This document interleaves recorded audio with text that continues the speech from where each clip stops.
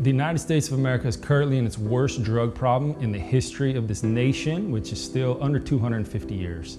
And the problem right now is so bad that last year alone, close to 70,000 people overdosed and died. That's not overdoses, that's the people that died.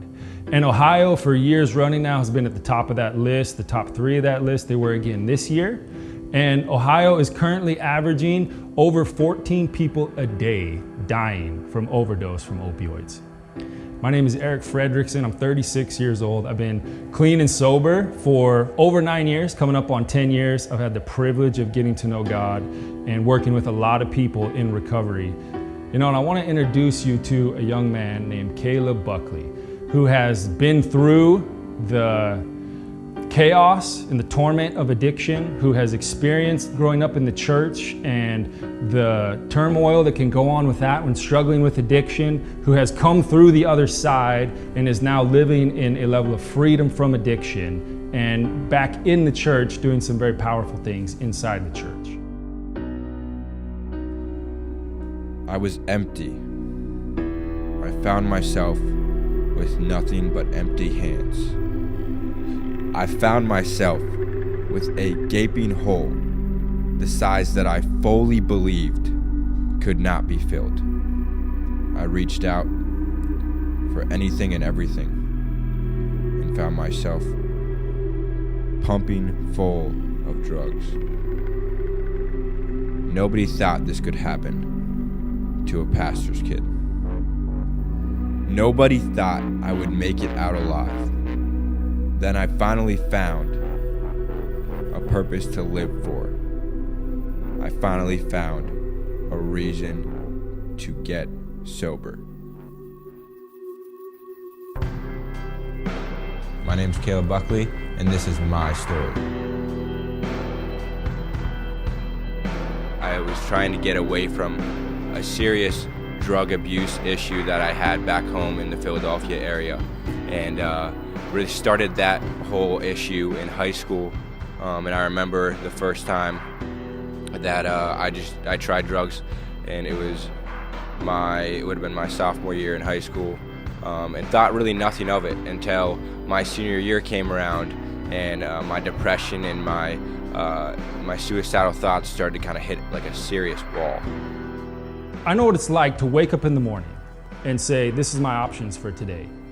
To kill myself, to go find some sort of drugs, or to just try and sleep for 4 days to get rid of this sickness that I'm experiencing right now. I know what that's really like. And I came from darkness to light, and now I'm sitting in a church environment, and there's so much good that goes on in church. There's so much help. It's a wonderful environment where people can encounter God and change. But the lack that I saw was, why are we not going to the broken and the hurting and the lost? There's people dying every single day, especially right here in Ohio. It's over 14 people a day dying from overdose. And that's not the number of people overdosing. And I kept saying, like, why are we not going to the people that are hurting? Why are we not reaching out? And rather than be someone that always wanted to point out the problem, which I did some of that, rather than doing that and staying in that place, I found myself saying, let's go. We would go into all sorts, I went into rehabs, I went into jails and into prisons, and to be able to meet people where they're at with the real reality of the gospel, and to see people come alive and establish a bridge, so to speak. Us going across it first and bringing them back into the church where they can experience the community, they can experience what it's like to be in a family.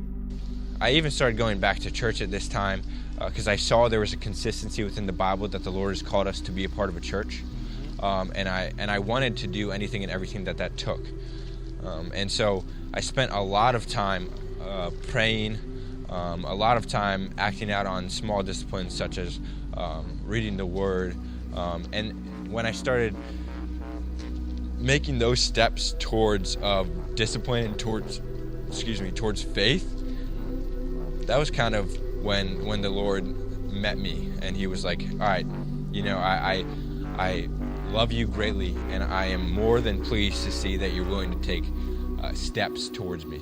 And this is your way of saying, I believe. And so this is my way of saying, yeah, I'm here. I love you. So here's a question for you. What does it look like for each one of us to assume some level of ownership and responsibility in this and just begin to love one person? What if each one of us were intentional and said, hey, I know someone I can reach out to that's struggling with depression, addiction, suicide, this problem that is just like a cancer in our land, and we just began to take ownership, each one of us saying, I'm gonna reach out to that one person. I'm gonna go across the bridge. I'm gonna cross this giant chasm they have made in their mind of God is way over there and he wants nothing to do with me. He can't forgive me. I've done this, the guilt and the shame. And we be the people that walk across, meet them where they're at, love them, and walk them back across the bridge into the family of God. Each one of us can be intentional and say, I'm gonna reach out and love that one person. They may shoot you down the first time. They may even call you some names you don't wanna hear. But if we intentionally continue to go back and love them and love them and love them, we can literally love the hell out of them and walk them back across that bridge and into the family of God.